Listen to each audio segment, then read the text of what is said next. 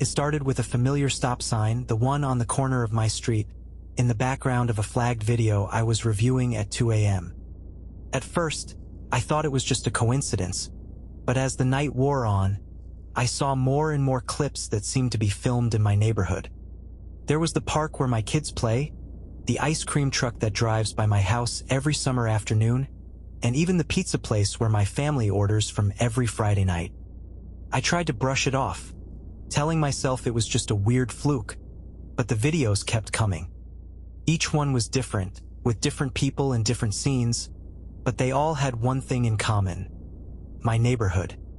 I started to feel a sense of unease, like I was being watched, and the more I watched the videos, the more I felt like I was seeing things that I shouldn't be seeing. I saw a kid riding his bike down the street, but when I looked closer, I realized it was a kid who didn't live in my neighborhood.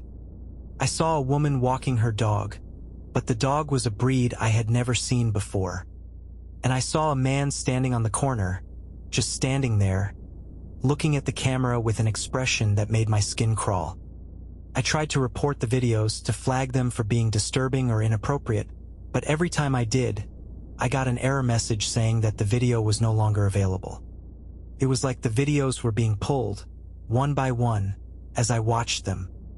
And then, I saw a video that made my blood run cold. It was a video of my own house with my own family walking in and out of the front door. I saw my wife, my kids, and even our dog, all going about their day like nothing was out of the ordinary. But what really caught my attention was the figure standing in the background, just out of focus, watching my family. I couldn't make out any features, just a dark shape that seemed to be staring right at me. I felt a chill run down my spine as I realized that whoever was filming these videos was not just watching my neighborhood. They were watching me. I tried to rewind the video to get a better look at the figure, but it was like the video was skipping, jumping forward in time. And then it ended. Just like that. I was left sitting in the dark, wondering if I had really seen what I thought I had seen. The next day, I tried to go about my day as usual, but I couldn't shake the feeling that I was being watched. I looked over my shoulder, expecting to see someone lurking in the shadows, but there was never anyone there. I started to feel like I was losing my mind, like the videos had somehow messed with my perception of reality. And then, I saw another video. This one was different, though. It was a video of me sitting at my desk watching videos. I was frozen in shock, wondering how this was possible, when I saw the figure again, standing just out of focus, watching me. I tried to scream, but my voice was caught in my throat. The video ended, and I was left sitting in the dark, wondering what was going on. I knew I had to do something, to try and find out who was behind these videos, but I had no idea where to start. All I knew was that I had to keep watching, to keep trying to uncover the truth, no matter how scary it got. As I sat there, trying to process what I had seen, I heard a noise outside. It was a faint scratching sound, like someone was scratching on the wall. I tried to ignore it, telling myself it was just the wind, but the sound kept getting louder, more insistent. And then I heard my name.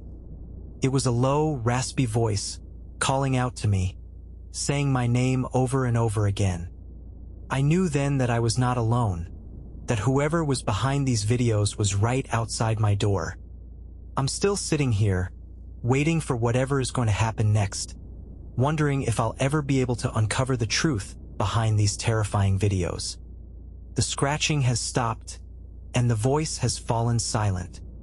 But I know it's not over. I can feel it. And now I'm waiting for the next video to drop, wondering what it will show and what it will mean for me and my family.